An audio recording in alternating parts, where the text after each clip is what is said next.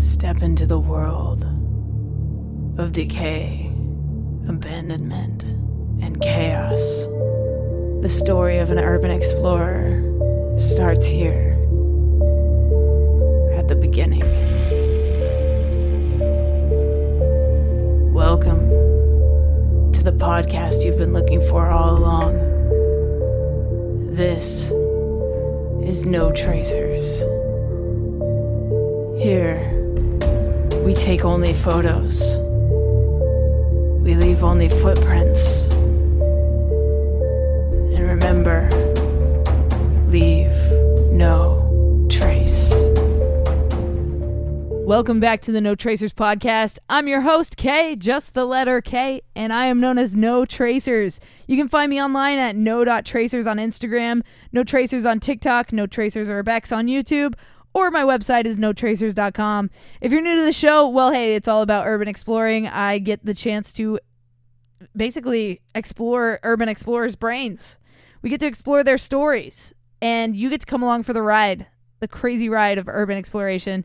I hope you enjoy this show. If you've listened to the show for a while and you like it, or if you like this episode and it's your first time listening, you can leave a rating and feedback on Apple Podcasts, and I'll send you a signed photo print. All you got to do is take a screenshot of your rating and feedback on the No Tracers podcast and DM it to me at no.tracers on Instagram, and I will mail you a signed photo print.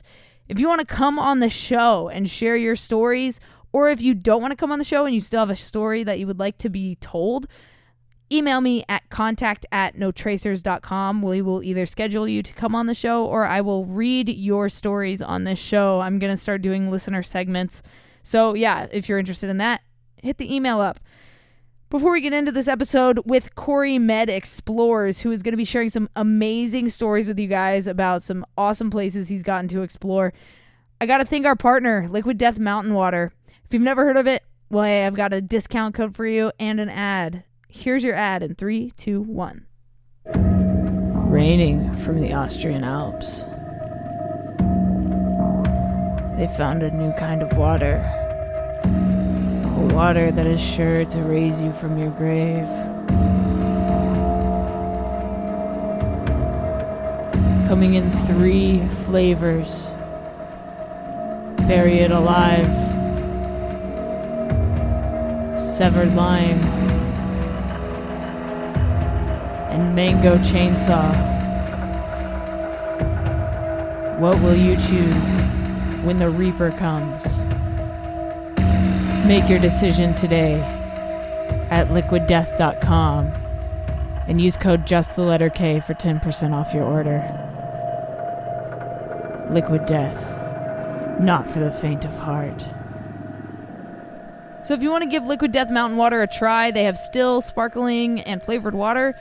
Go to liquiddeath.com, use code JustTheLetterK for 10% off your order. You can order as many cases as you like. If you run a bar and you need water and you're tired of using shitty plastic bottles and you want to give back to the environment, Liquid Death actually donates proceeds of their sales to cleaning up the ocean. So if you want to be involved in saving the planet and you want water, get a bunch of cases of water for your bar, for your restaurant, for your venue, whatever it may be. Use code JustTheLetterK for 10% off. And yeah, thank you for supporting the show. Appreciate you guys. Cory, please introduce yourself and how long you've been exploring to the No Tracers audience. So I go by Cory Med Explores. My real name's Cory, obviously. I've been exploring since probably May of 2020, so right when the pandemic hit. Wasn't working, so I decided to pick up my camera and start exploring. It all started with a hospital that was close to me that I decided to drive by a bunch of times, and I finally went in it, and it just sparked off from there. Nice. So that initial explorer, were you by yourself or did you go with somebody?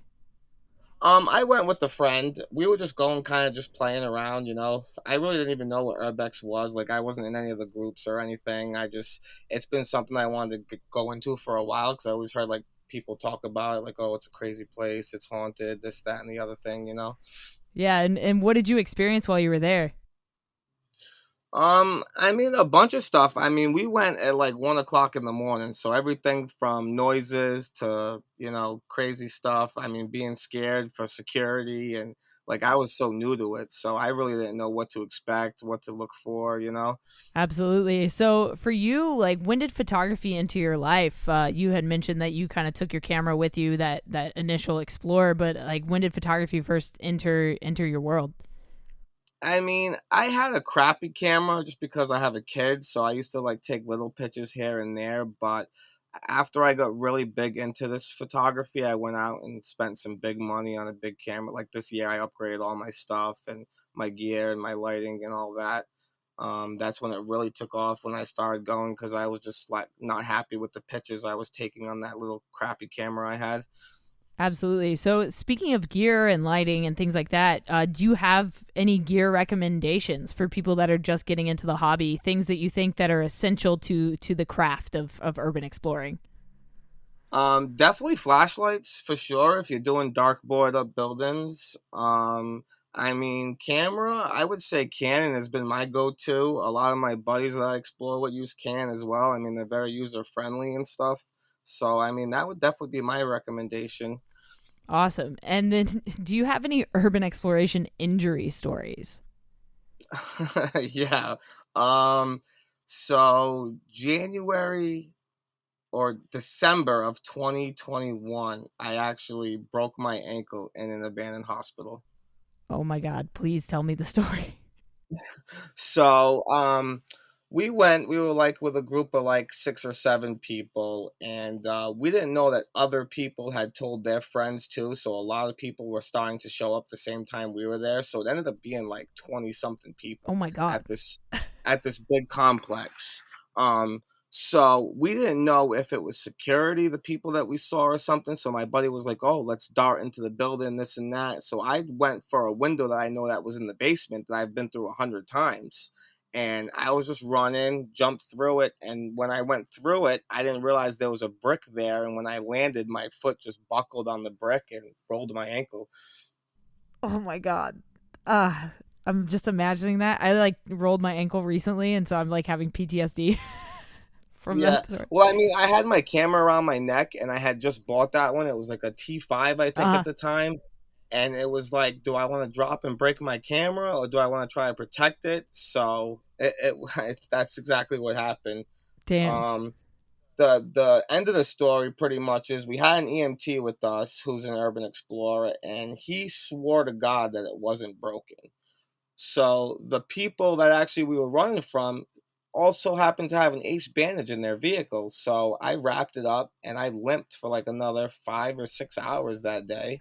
You know, it's And so it's crazy that to think that like I just got done recording an episode right before this, and the guy also got injured and just kept exploring. And I think that's such a weird thing that we do because we're like, fuck it, we're already here. Like we're not gonna stop for anything. yeah, exactly. I mean, that's how I am. I mean, when you're exploring, you get wet feet and this and that. You ruin your clothes. You're not gonna give it up just to miss the spot because you don't know if you're gonna be able to come back or not. Yeah, or if the spot's gonna be there anymore. Yeah, I mean, you've been doing Urbex longer than me. Something that's open today could be sealed and have cameras tomorrow. Yep, straight up, or just be demolished or burned down. I one of my favorite spots out in California recently got set on fire, and it just destroyed most of the building, and it's devastating to see that shit happen. It's heartbreaking because we love this so much, and we hate to see our buildings go like that, especially in such a like horrible way. Fire is just devastating to these spots, and with the history they have, and I think that's the most important thing is kind of trying to preserve that history through these photos.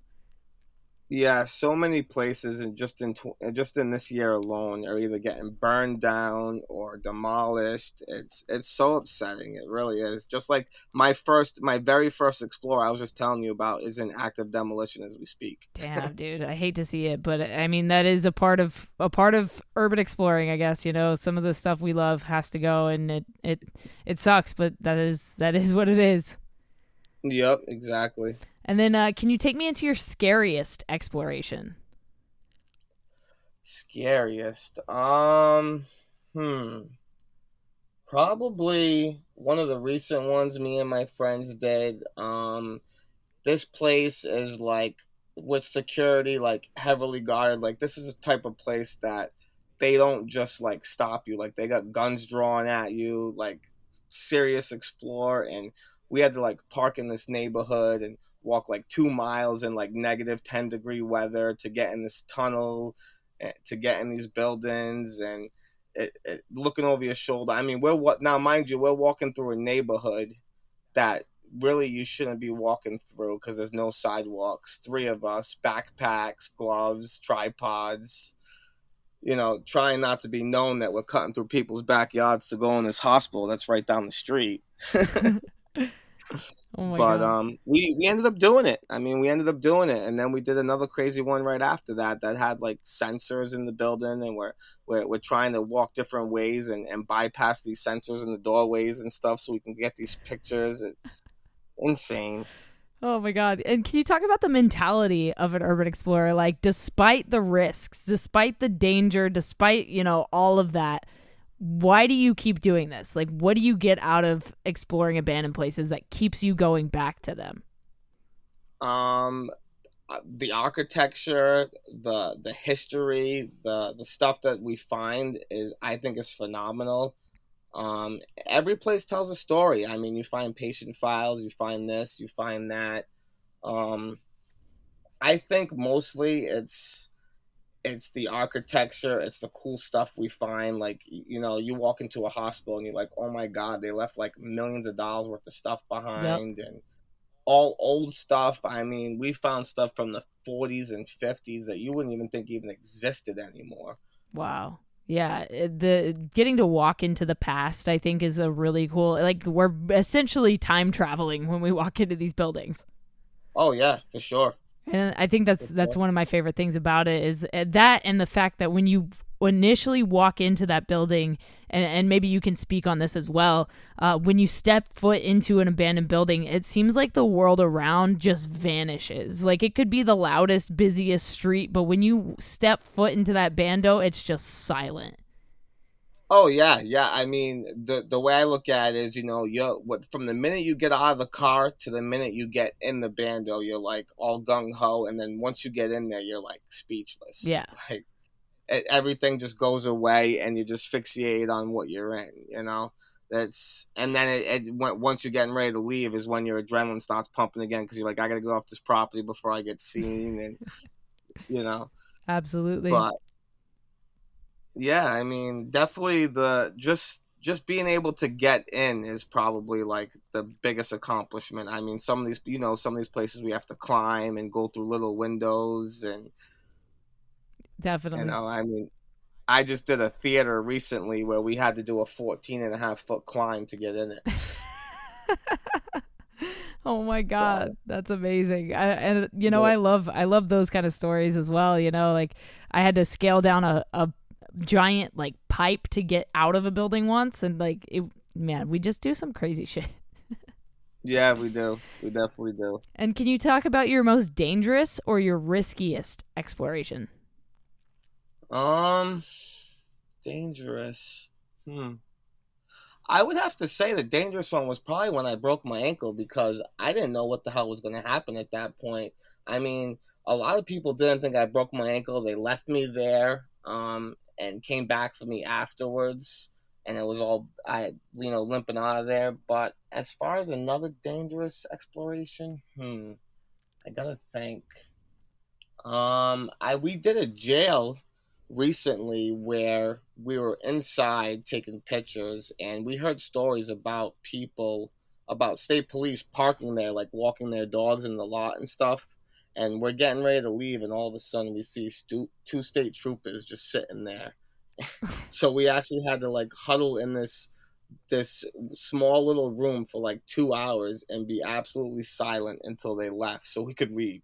Damn. Yo, like, and they be sneaky as fuck. Like, I was in a jail, and this cop parked up against the building so that like you couldn't like really see him unless you saw him, and he was Yeah. parked right next to this hole that had been kicked out of a piece of plywood, which is how we got in. That's how you get in and out of the building.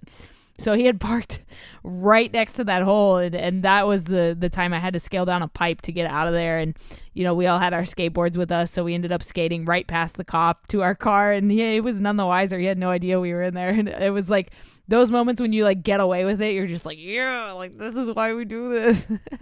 Yeah, no, exactly. I mean, I've never personally been caught. The only time I've ever got asked to leave a place is we actually 3 weeks after I broke my ankle, I found out that this mall near me completely closed. So my buddies were like, let's go. And I'm full cast, crutches, the whole nine. So we're like, fuck it. We pull up to this place and we walk in and we're snapping pictures. And all of a sudden, the property manager's like, hey, what are you doing in here? We're like, what do you mean? We're just, walking around, reminiscing, taking pictures. He's like, I just got to ask you to leave. And that was the worst encounter I've ever had as far as getting caught. Hey, not bad, man. Good for you. Like, I've heard arrest stories. I've heard all kinds of crazy stories on this show. And, to hear that you've been relatively unscathed as far as that goes, makes me very happy for you. It's actually crazy because I'll go do like I used to do the paranormal back in the day, Okay. and I kind of got out of it. I just lost interest in it and more into the urban exploring and stuff. And my buddy does it, so I'll do a location, and then he'll be like, "Oh, did you feel anything there? Do you think I should go?" And I would send him, and every time I send him and he goes without me, he gets caught. So you're the good luck charm, is what you're saying. I mean, I guess so, because we've been exploring a lot together and we never got in trouble, but I did like one of the easiest spots you could do. Like when we did it, we walked right out and the cops looked at us. We were flying our drones. They didn't say nothing to us. I sent him 2 weeks later and the cops like, oh, you're going to leave. I could arrest you, this and that. And he was with like 2 other girls. It's like, I don't know how you got caught, but. Dang, dude. Yeah, he needs to just have you with him all the time, basically. That's pretty much it. Yeah, I guess so. Do you have a favorite history of a place? Favorite history? I don't really know. I mean, all the places I go to, I would say, are really my favorite. I don't really have a favorite explorer. Probably, I guess I can say the theater I just did. To walk into this place and see how untouched it was after being abandoned for 50-something years just was astonishing to me. Wow. Yeah, that's magical, man. I did a movie theater during COVID. I got to go to this abandoned movie theater in California before I moved out of the state, and it was like raining that day, which is rare for California. It doesn't rain a whole lot. So, but this day it was like pouring, like downpour. So we're in this movie theater. It's like a 500-seat old movie theater. Still had the old projectors, still had movie posters up in the displays from like movies that had played there.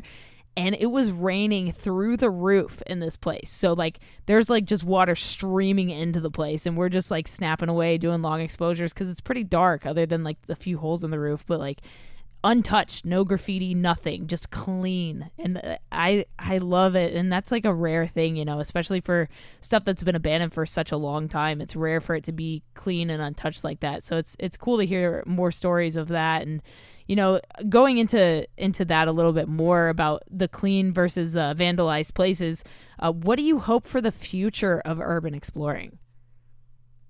I hope that the vandalizing stops. I mean, it sucks because, the Urbex community is so like, it's up and down all the time.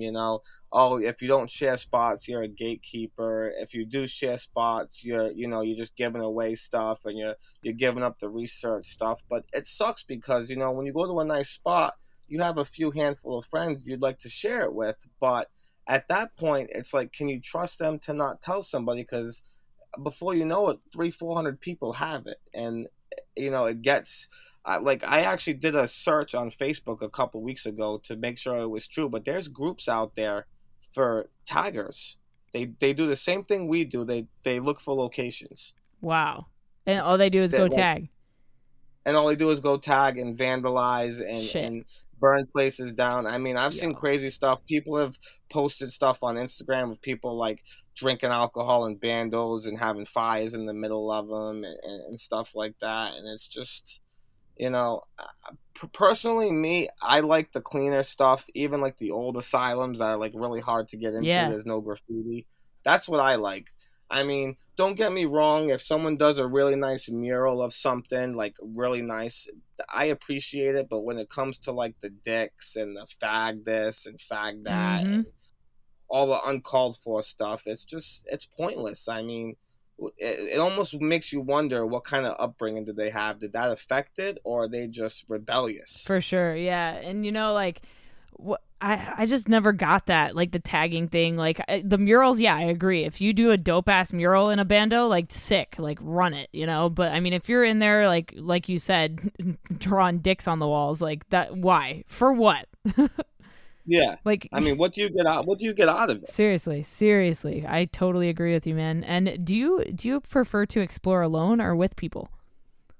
After breaking my ankle, I will never explore alone. And I mean, to be quietly honest, even before I did that, I did a couple spots by myself. It's the good thing about exploring alone is being more sneakier, but I mean, there's so many risks to exploring alone. I feel, you fall through the floor, you get you're pretty much screwed without any help. Yeah, absolutely. And I think it's more nerve-wracking when you're alone too, because like you don't have no idea what's going to happen in a bando, whether you're with people or if you're by yourself. And being by yourself, there's the risk level is so much higher, I think.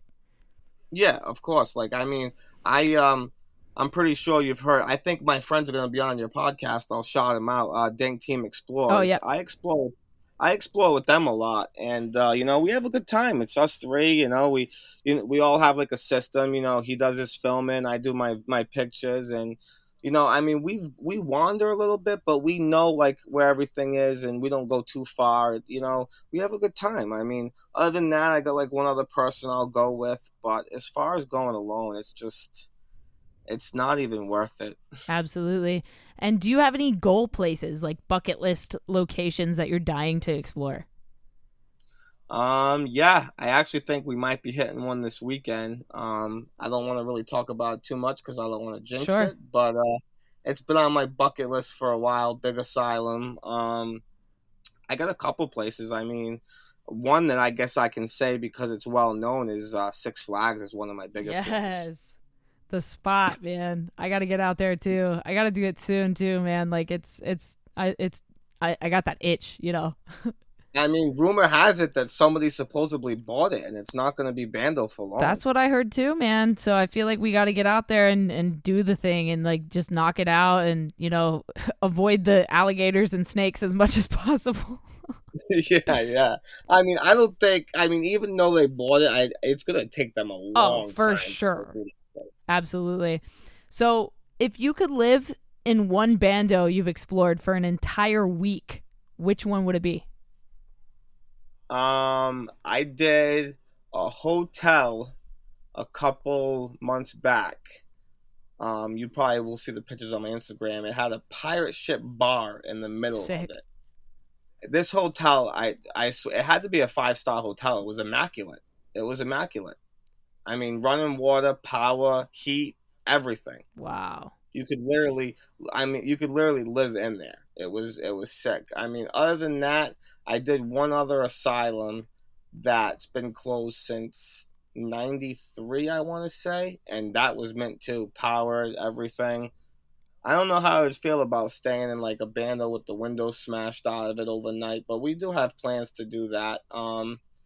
There's a radar base we're gonna camp at too this summer, I think, but that's different. It's outside, so Got you. we got a Yeah. lot of good stuff coming up. Sick. I love to hear that, man. And can you talk to me about the Magic School Bus? Because I've seen that thing. I've never been there, but like that bus that's like just teetering on the side of that overpass. Like, tell me about that Explorer. So it was a prison for little kids, and now what happened is the volunteer fire department in that city took over the property, and they do urban search and rescue. Huh. So all that stuff you see, like the helicopter smash through the roof and the bus teeter, and that's all stuff that they staged to train themselves for real life accidents. Wow. That's fascinating. Yeah. Dang. What an interesting So spot. Yeah, no, it was very interesting. I mean, the whole story. We didn't know they were training that day, so we had to camp out in the woods for like 3 hours, and we're playing cat and mouse going in as they're leaving. It was a crazy explore, but to see it up front, I mean, they had buses on top of smashed cars and just 18 wheelers. They had a bunch of different stuff over there. Wow. Oh man, I gotta get out there and check that out. It seems like such an interesting, like apocalyptic kind of place.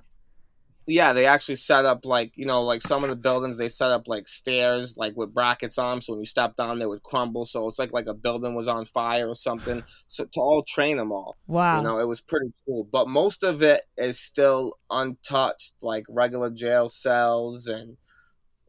But one picture, like they have a truck, they crashed through a building, like the front of the truck's right through the side of the building and Shit. stuff.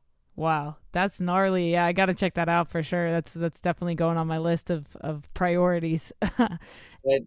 I've had on my list since I first started exploring, and I never thought I would get out there because it's kind of deep in the South. Yeah. But I had the opportunity. My buddy called me, actually, Dank Team, we did it together. They called me at like 10 o'clock one night and was like, "You want to leave tomorrow?" And I'm like, "Yeah, let's go. Fuck it." Love that. I love the the spontaneous aspect of urban exploring. I think that's like one of the more exciting aspects of it is that we can just pick up and run to a spot and go hit a spot. I think it makes it so exciting. And the road trips, the traveling, like that aspect of it is just like next level. Like my band's about to go on tour, and I'm definitely going to be hitting up different people that I've had on the show to go hit some spots on our days off and that kind of stuff. And I'm super stoked to like kind of hit up more of the East Coast, because I was living out in California for the past 8 years and just moved to Nashville, so I'm more east now, and my band's doing this East Coast tour, so I'm definitely excited to see some spots in the East. That's awesome. Yeah, I mean, if you ever come up here, I'd love to meet you and show you around too. I mean, we don't have too much crazy stuff up here anymore because my state's just knocking everything down and boarding stuff up. But I mean, there's probably 5 or 6 spots I could probably show you right now that would, tickle your spine a little bit for sure. For sure. And so the last question I have for you is, what is something you know now that you wish you knew when you started exploring?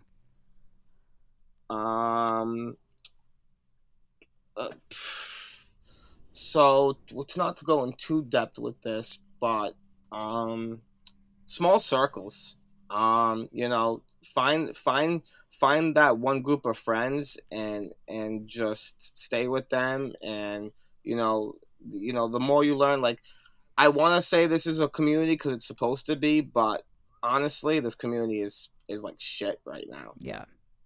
The drama, the people calling each other out over stupid stuff, it's insane. People calling each other out for stuff that's not even relevant to Urbex and everything else. It just, it makes no sense. And then like location dropping. When I first started, I didn't know that was a big thing. So when I was doing YouTube videos, I was, putting all the names in my videos. Oh, gotcha. And then I realized, oh shit, that's why these places are getting fucked up, because people are seeing the names and just going there and fucking them up, Yep. So that was definitely a big thing, but I changed it real quick. I mean, I even went on my YouTube and changed all my videos around, and I mean, you live and you learn. We learn every day with this, Yep. We learn how to use our gear. We learn how to research spots, different ways to find it and stuff like that. But yeah, I mean, the way I look at it, find your friends, find your small group, and that's it. I mean, it's cool to branch out with certain people, but you really got to feel people out now, because you never really know. Absolutely, 100%. You never know what somebody's intentions are with these places, and so you gotta keep that circle tight.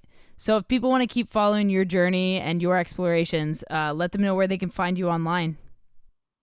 Cory Med Explores. We're on Instagram, TikTok, YouTube, Facebook. So, I try to post on Instagram and at least twice a day. TikTok is maybe once every couple of days, but that's where our journeys are. All right, guys, that was my episode with Cory Med Explores. Go check him out on Instagram, TikTok, Facebook, YouTube, all the spots. I put his links down in the description for you guys. If you enjoyed this episode of the No Tracers podcast, well, hey, I'm actually doing these remotely right now. I am in a hotel room in Texas, Currently getting ready to go film at a conference. I'm a freelance videographer, and I wanted to knock out a couple podcasts, so I actually recorded 2 in my hotel room. So that's where we're at right now. But if you enjoyed this, please do me a huge favor and leave a rating and feedback on Apple Podcasts. It helps the podcast grow, helps other people just like you that love urban exploring and decay find this show. Give us however many stars you think we're worth. Right now we're sitting at 5 stars. I would like to keep it that way. I think we have like 18 reviews on there. So if you do want a free signed poster of an abandoned place I've explored, take a screenshot of your feedback and rating and send it to me at no.tracers on Instagram, and I will send you that signed photo print as a way of saying thank you. Hope you picked up a copy of the Urban Exploring Guidebook. If not, go to notracers.com, check it out. Thank you guys for supporting my art. Thank you for supporting this show and everything that I do. I'll talk to you next week for another episode of No Tracers. If you want to come on the show, if you want to share a story of a time you went exploring abandoned places, hit me up at contact@notracers.com, and I will read your email with your story on the show, or I'll just have you come on the show and share it. All right, guys, stay strong, keep enduring, go out, go explore something, and remember, leave no trace.